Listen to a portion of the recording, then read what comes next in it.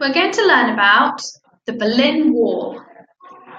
The living conditions in West Berlin were better than the living conditions in East Berlin. This caused many people living in East Berlin to leave. From 1949 to 1961, 2.7 million East Germans entered West Berlin.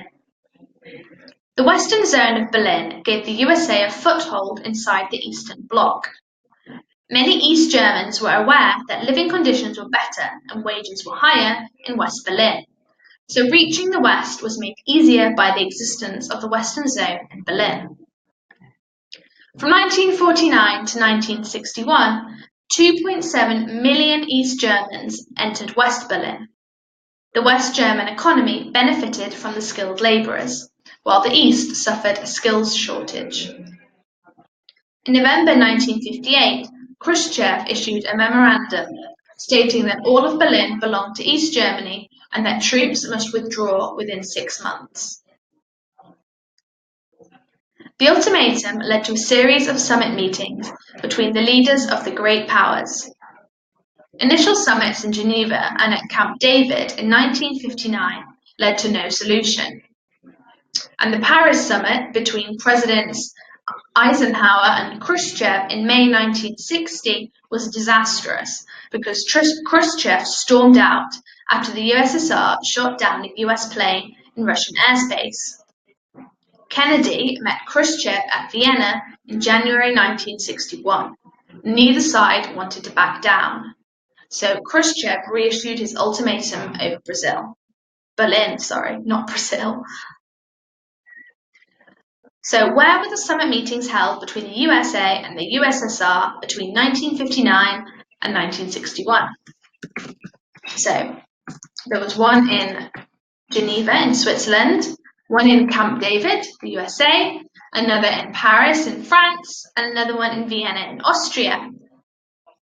And can you remember where the better living conditions were in Berlin in 1960? Was it in West Berlin or in East Berlin? That was in West Berlin, so that was associated with the Western world. The British, French and American troops stayed in West Berlin even after Khrushchev's orders for foreign troops to leave. So they built a Berlin Wall to show strength without starting a war. So in August the 12th, 1961, the USSR began to build the Berlin Wall.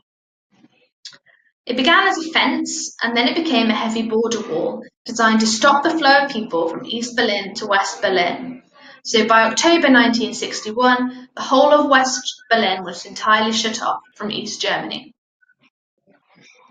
West Berlin remained under Allied control, and this made it harder for the Soviets to control the entirety of East Germany.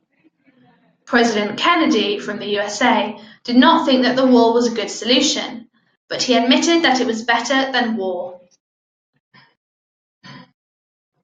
West Berlin became a contrast to East Berlin and a symbol of freedom. 200 people were killed trying to cross the border there. Foreigners were initially allowed to cross over to East Berlin through the checkpoint Charlie. However, on the 27th of October 1961, there was an 18-hour standoff when Soviet tanks stopped Americans crossing the border. An agreement between the USA and the USSR ended the standoff. Kennedy visited West Berlin in 1963. He gave a famous speech on the 26th of June, calling himself a Berliner, which showed solidarity with the West Germans. The visit symbolized the fact that he was willing to stand and defend West Berlin. There was a propaganda victory for the West and the US. The need to build a wall to stop East Germans moving to West Berlin was embarrassing for the Soviet Union. So to recap that, the construction of the Berlin Wall began on the 12th of August 1961. At the Paris summit between the US President Kennedy and the US President Eisenhower and Khrushchev in May 1960 was disastrous. And why was it disastrous?